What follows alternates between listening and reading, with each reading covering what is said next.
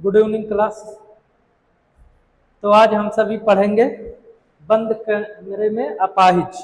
बंद कमरे में अपाहिज जिसके लेखक हैं रघुवीर सहाय। तो बेसिकली इस चैप्टर में हमें बताया गया है जो हमारे वर्तमान भारतीय मीडिया है वह टीआरपी के चक्कर में कैसे किसी भी व्यक्ति का मजाक बनाती है, किसी की भावनाओं से खेलती है, और वो इसलिए करती है ऐसा क्योंकि उसे टीआरपी मिलती है। और आज की हमारी वर्तमान मीडिया इतना ज़्यादा गिर चुकी है कि ये अपने मूल भाव से और अपने मूल उद्देश्यों से दूर हट गई है। और इसका कारण एक ही है कि लोगों में रोचक तथ्यों को देखने की जो ललक बनी है, इसी वजह से ऐसा हो रहा है। और बात करेंगे इस चैप्टर में, तो इस चैप्टर में बेसिकली कवि ने यही बताया गया है कि किस तरह से एक अपाहिज व्यक्ति को मीडिया वाले अपने कमरे में बैठा लेते हैं और अपने कमरे में बैठा करके उसका मजाक बनाते हैं, कैमरे के सामने उसका मजाक बनाते हैं। उसकी परेशानियों से उसको सहानुभूति देने से इनका कोई उद्देश्य नहीं होता है, बस इनको अपना टीआरपी कमाना होता है। और किस तरह से उस अपाहिज व्यक्ति का मजाक बनाते हैं, उसके अंगों का उपहास उड़ाते हैं, उसके लंगड़ेपन का मजाक बनाते हैं, इसी पे बेस है ये चैप्टर। तो बात करें इसके लेखक की, तो इसके लेखक जो हैं रघुवीर सहाय जी हैं। रघुवीर सहाय का जन्म लखनऊ उत्तर प्रदेश में 1929 ईस्वी में हुआ था।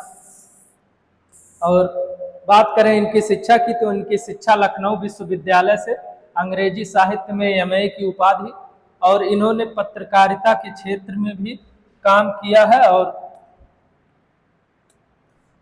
कल्पना और प्रसिद्ध समाचार साप्ताहिक दिनमान के संपादक के रूप में लंबे समय तक कार्य किया है।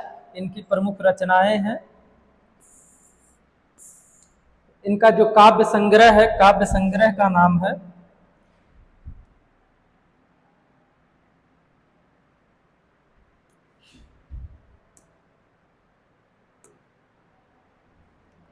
इनका जो प्रमुख काव्य संग्रह है जिसका नाम है सीढ़ियों पर धूप में, आत्महत्या के विरुद्ध, हंसो हंसो जल्दी, लोग भूल गए हैं, और सम्मान, लोग भूल गए हैं काव्य संग्रह के लिए इन्हें साहित्य अकादमी पुरस्कार से भी सम्मानित किया गया है।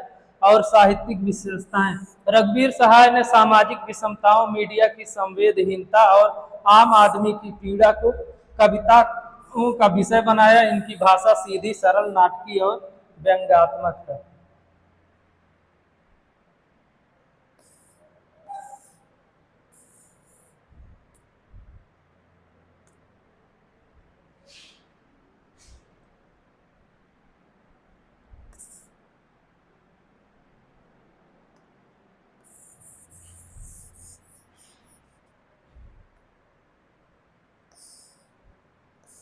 कविता का सार जो है बंद कमरे में अपाहिज, तो इसमें बेसिकली यही बताया गया है कि किस प्रकार से एक अपाहिज व्यक्ति को मीडिया वाले अपने कमरे में बुला लेते हैं और बुला करके उसका मजाक बनाते हैं, उसका उपहास उड़ाते हैं।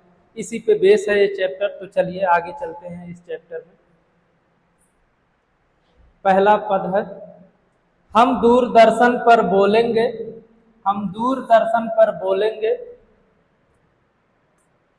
हम दूरदर्शन पर बोलेंगे, हम समर्थ शक्तिवान हैं, हम एक दुर्बल को लाएंगे, एक बंद कमरे में उससे पूछेंगे आप क्या अपाहिज हैं, तो आप क्यों अपाहिज हैं, आपका अपाहिजपन तो दुख देता होगा, कैमरा दिखाओ इसे बड़ा बड़ा, हाँ तो बताइए आपका दुख क्या है, जल्दी बताइए वह दुख बताइए, नहीं बता पाएंगे।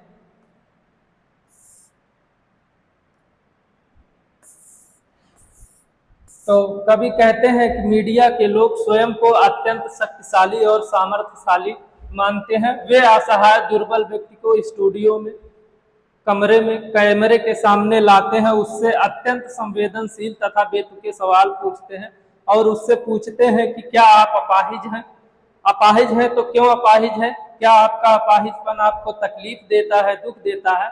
ऐसे सवाल किसी भी दिव्यांग व्यक्ति के आत्मसम्मान को चोट पहुंचाते हैं। मीडिया कर्मी उसे सोचने का अवसर दिए बिना तुरंत जवाब मांगते हैं ताकि उसकी आंखों में आंसू आ जाए और उनका शो जो है हिट हो सके। तो बात करें इसमें, तो कवि ने क्या है, खड़ी बोली हिंदी सरल सहज एवं व्यंग्यात्मक भाषा का प्रयोग किया है। शैली संवाद शैली है एवं नाटकीयता का सुंदर प्रयोग किया है। कोष्टक का प्रयोग मीडिया की गुप्त मानसिकता और आंतरिक निर्देशों को प्रकट करता है। व्यंग, हम समर्थ शक्तिवान शब्द के माध्यम से मीडिया के अहंकार पर तंज कसा है, क्योंकि मीडिया वाले कैमरे के सामने सोचते हैं कि हमसे ज्यादा ताकतवर कोई नहीं है। आगे चलिए, सोचिए बताइए आपको अपाहिज होकर कैसा लगता है। कैसा यानी कैसा लगता है, हम खुद इशारे से बताएंगे कि क्या ऐसा। सोचिए, कोशिश करिए, यह अवसर खो देंगे।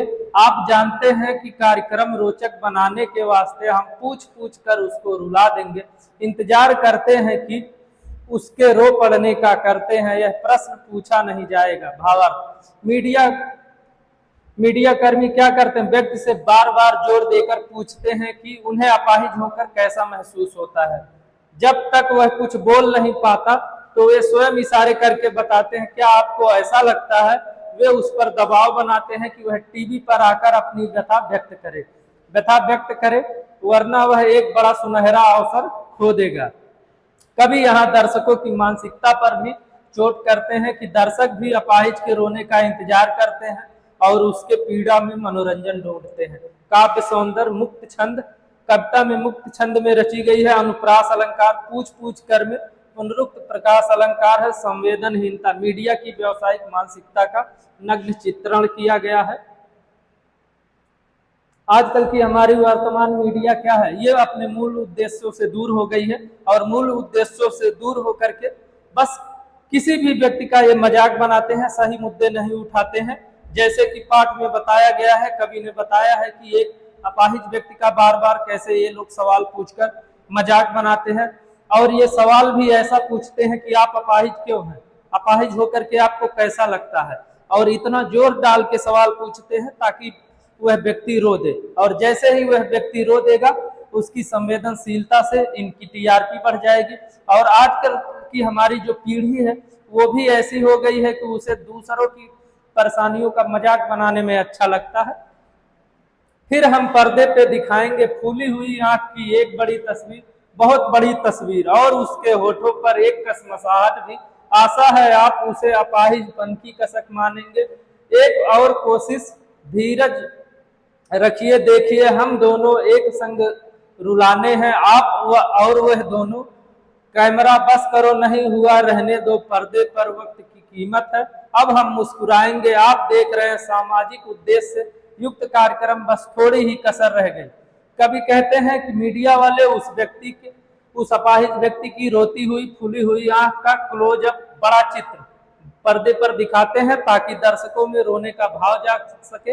वे चाहते हैं कि दर्शक और अपाहिज व्यक्ति दोनों एक साथ रो पड़े, जिससे कार्यक्रम पूर्णतः सफल हो जाए। लेकिन यदि वह व्यक्ति नहीं रो पाता तो संचालक तुरंत कहते हैं कि बस कैमरा बंद करिए, पर्दे पर वक्त नहीं है। इसके बाद मीडिया कर्मी कैमरे के सामने आकर मुस्कुराते हुए घोषणा करते हैं कि एक सामाजिक उद्देश्य से जुड़ा कार्यक्रम आप देख रहे हैं, और उनकी यह मुस्कुराहट एक संवेदहीन या संवादहीन होती है, संवेदनहीनता की पराकाष्ठा कर रही है।